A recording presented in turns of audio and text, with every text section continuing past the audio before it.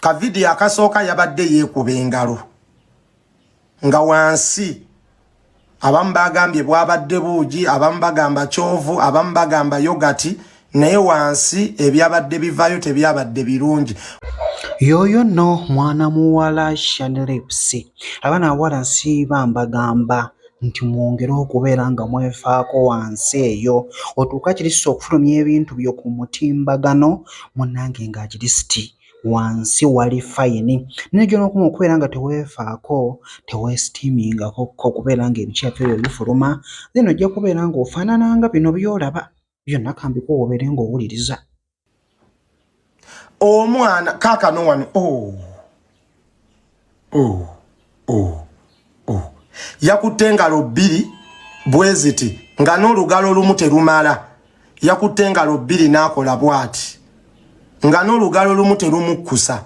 Shanelips aliko omuzimu gwa kaseegu kwegamba n'emikira tegikyamukkusa n'olugalo lumu terukyamukkusa kati yeetaaga mukono. Kubanga buvidiyo obwo bwonna bukolebwa mu lunaku lumu. Omusajja amala okumwebakako n'atamukkusa, n'akwata olugalo lumu n'aluteekayo nalwo ne lutamukkusa, n'akwata obugalo bubiri ne butamukkusa, yajulidde teekayo mukono na kigere.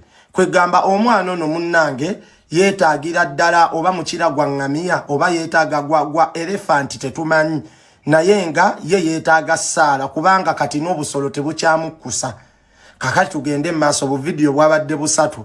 Kavidiyo akasooka yabadde akavidiyo akasooka basoose kumulya. Mbagamba bano abaana banyirira naye munda nedda.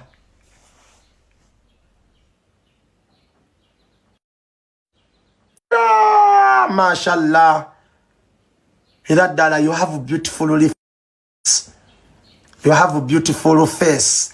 Oli mweru ne wansi tekinnaggwa oba otule ku kasuwa weekalirire ng'enkejje oba weekazenga mukene naye wansi nedda. Ate temutugamba mbu yabaddeyo gate yabadde wansi kuba wabaddeyo ebintu binaanuuka weebiti si yogati. Kuba abantu abamu mwagambye mbu yayiyeyo yogati yawoomerwe mukwano oli teyabadde yogati eriyamala yogati. Kale si kumala kibanga wonaafulumya omusulo ne gubanga ogujja ne guddayo katini noli bwe byabadde. Nze neetegerezza bulungi nga kungulu kuliko ebinaanuuka kakati munda yabadde nga afulumya nazzaayo ekigundi ne kijjira ddala ekyeru wabweru ne kimala ne kiyingira munda. Ekyo kiraga nti teyabadde yogati. Ono omwana mulwadde agende yejjanjabye. Nze njawula yogati abeera kungulu niye mwe webedda mugamba era yabadde ataddeyo yogati. Maama yogati kyayingira munda n'osika bw'oti jjukira buguda ebessa. Kati buguda mu kussa bw'eti nga wonakola bw'oti n'ofulumya omukka. Kati buguda we yassizza bw'eti n'esika omukka munda n'efulumya ekimere. Nakirabye ekimere kyabadde kyeru kati ekimere kikwataganira wa ne yogati. Ekimere kikwataganira wa ne yogati. Yogati aba kungulu gwe baba bayiyeeko era abeera okwo ku buguda nga anaanuuka bw'ati ng'era omulaba alinganga oga. Ennemmere y'Abanigeria abeera ati alinganga oga. Naye biri byabadde infection nga bifulumira ddala wabweru ne bikulaga nti byafulumye ne byebaka ku buguda kungulu ku matamalli ne bibeera nga binaanuuka nga waabikwatamu. Naye mwana muwala genda weetereeze. Ate zino video Shanelips wazitadde kutukakasa nti tolya bisiyaga.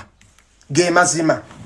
Buvidiyo bwabadde buvidiyo busatu. Buvidiyo bubiri kwabaddeko ka video nga azina jjukira ayina n'ekinnya mabina.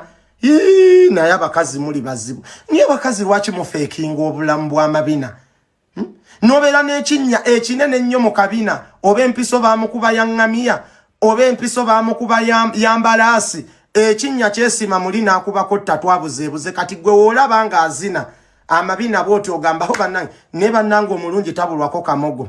Omumwa gwo tugukkirize mulungi kuba ekyakutumya Shanelips mumwa mulungi naye ekyo ekinnya mu mabina nedda ke kamogo k'olina ssaako ne wansi eyo tewannatereera bulungi.